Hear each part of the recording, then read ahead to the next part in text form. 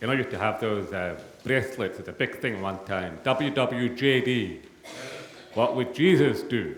And as a minister sometimes, when I'm preparing sermons, I'm thinking, what would Jesus say?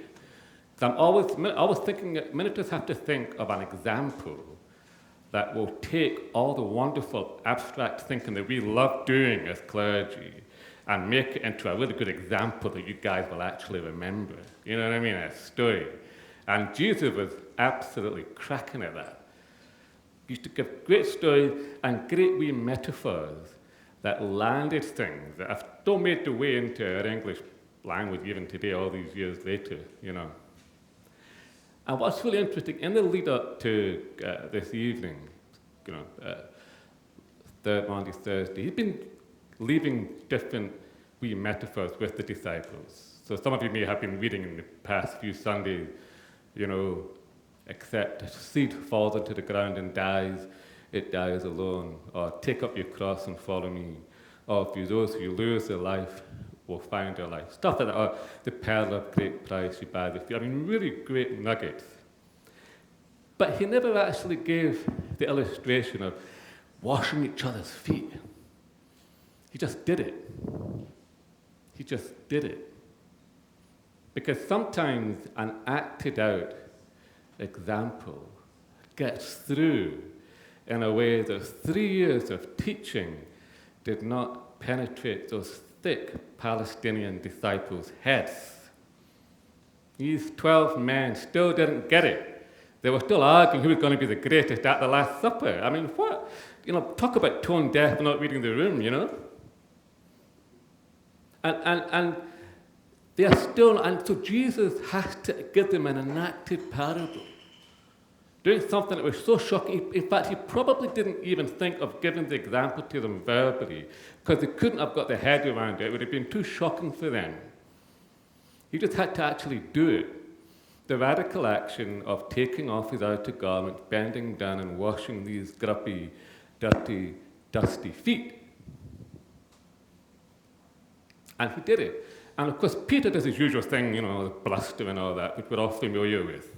You get it a lot on the Today program, don't you? You know, that kind of bluster anyway, but we'll talk about that another time. But Peter, all the bluster, but Jesus keeps leaning in and pinning him down and calls him out. Really calls him out. And something drops in Peter's head that this is for real. And if this is for real, my life will never be the same again. Because this guy who I've given 3 years of my life to is doing this for me. And if he's who I think he is,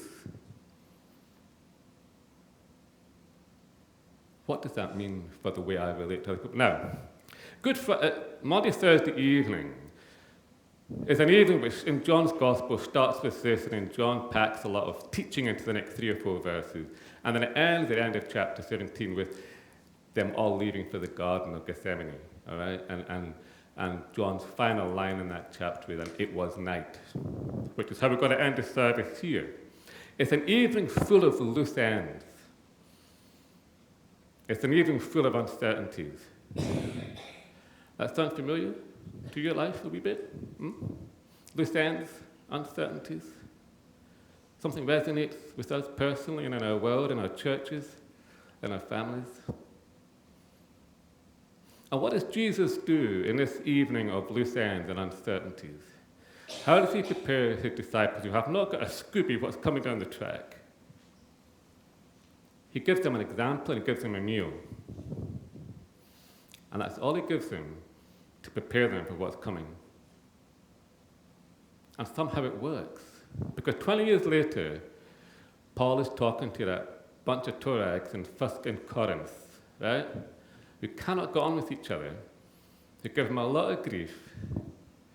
But he's already talking about an established tradition of sharing the bread, of sharing the wine.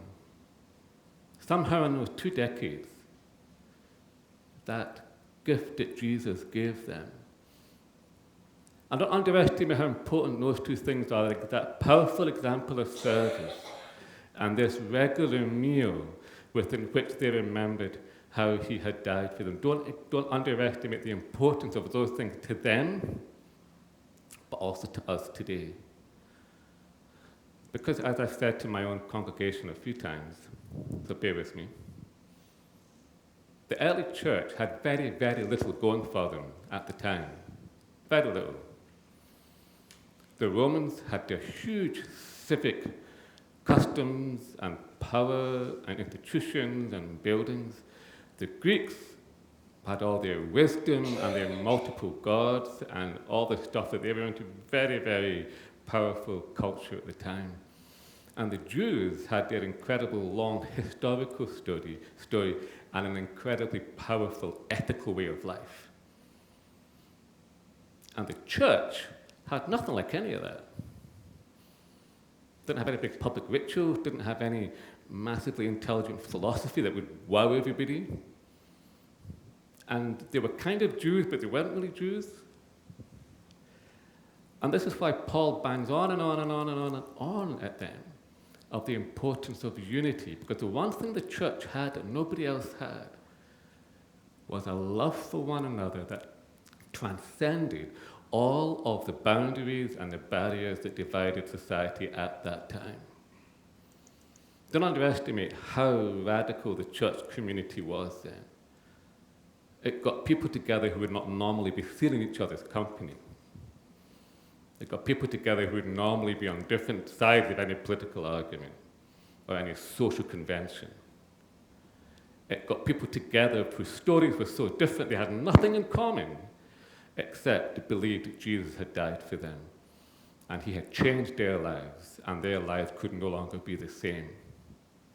And that Jesus that they had in common, that Eucharist that we'll be celebrating shortly, was such a powerful example that the church survived those early decades when it could have so easily been snuffed out, just by their own argument between themselves, let alone anything else.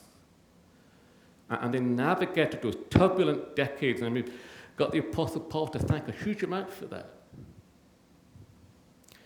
Martin Luther King, dating his to-be wife, Coretta, went to her parents' church one day up in Chicago. And it blew him away. It was an Episcopal church. And got a communion. Everybody came forward to kneel. And you had black, you had white, all together, receiving the communion at that time of all the civil rights conflict. Very, very powerful. In Sri Lanka, Wayne and I worked for many years. Just before we arrived, about a year before, our church roof had been blown off by a suicide bombing. So the policeman that was in charge of the case to investigate what had happened was a Buddhist guy, like most people in Sri Lanka are. But he said he wanted his kids to come to this church. Because in this church, the people who were on both sides of the Civil War had communion together. They worshipped together. They shared together. Or I went to tea plantation churches, wee churches up in the hills, often on estates named like Balmoral or Bishopbriggs. There was no estate named after Bishopbriggs, but there was stuff like that, Aberdeen, all these fancy places in Scotland, in wee churches. And they would come forward for communion. You'd have the tea pluckers and you'd have the tea estate owners all together receiving communion. And of course, what's very powerful, what moved me to tears sometimes is when the tea plucker, the Tamil ladies came forward to receive communion, they put their hands out. And these three fingers that they used for plucking the tea, which we drink, were big, gnarled farmers' fingers. And the two other fingers were dainty fingers. And that's, for me, just, I'm a bloke drinker. You can see the dirt and grain to the fingers, hard work. But they were on a level with the guy who was your boss on Monday, but we're kneeling together on Sunday. This meal that we have, what we're doing here today, and all the polarization within our world today, don't underestimate the importance of the church being a place where folk can come together, where we can celebrate and remember what happened that very first Maundy Thursday. What happened that. Do not underestimate, do not let familiarity, because this is the 7th time I've preached on the same passage here at Bishopbriggs Churches Together. I'm being Anglican, I'm not allowed to shift. It's got to be this passage on this Sunday, on this Thursday night. So I've got to stick with it. But there's always fresh things to say, because we need to be reminded of this example of service and this meal of sacrifice. And the example of service, I think what I want to leave you with tonight as we go into the rest, and with the loose ends, because Jesus knew the loose ends of the disciples going forward and all the unknown. He wanted to give them something. When you have lots of unknowns, it's good to have a couple of things that you do know. Okay, so for me, I was doing a navigation course up in the Oakles earlier, and we were doing compass, doing quite distant navigating to figure. And the whole point when you don't know where you are going is that you trust your compass and you know where you are at the moment. If you don't know where you are at the moment, then you're really messed up, all right, okay? But if you know where you are, that helps. And if you've got a compass, then the two things, you can work, even if you can't see a thing, if you know what you're doing, you can work out where you're going. And where you are, where each of us are beloved by God as we are tonight. Not as you want to be, not as you wish you were, not as you used to be. You are loved by God as you are tonight, with all the loose ends of your life, all the wee bows that you used to have may have come untangled now, okay? And there's lots of loose ends around. You're not sure about a lot of stuff, but I want you to know that God loves you. You are safe in his hands. And if Jesus could do this in the last night of his freedom, we can do this ourselves. We can know we are held by God. That's where we are. And where do we go? It's here in this example of washing each other's feet. You cannot go wrong if you choose the option of serving. I really, really mean that. Now, I know people we could talk about it afterwards, maybe not another day, phone me up if you want to about this, but I really believe if you have in your heart of hearts that you actually want to serve this other person, freely doing that, you're not going to go wrong. If you're not sure what to do the service. If you're not sure where to go, do the act of love. If you're not sure what to think, say, what is the compassionate thing to think here? Ask yourself, what would Jesus do? That's our compass. It's very simple. You know where you are? You're loved by God as you are, with all the messiness of your particularly esoteric messiness that you are tonight, okay? God loves you with that. It's no surprise to him. He knows where you are, even if you don't know where you are. And where you're going is following his example of service. And if the early church could do it and survive what they survived, we can survive 2024. And I see you all in 2025, hopefully before then. But all sorts of things are going to happen in our crazy world between now and then. But don't worry, God is with us.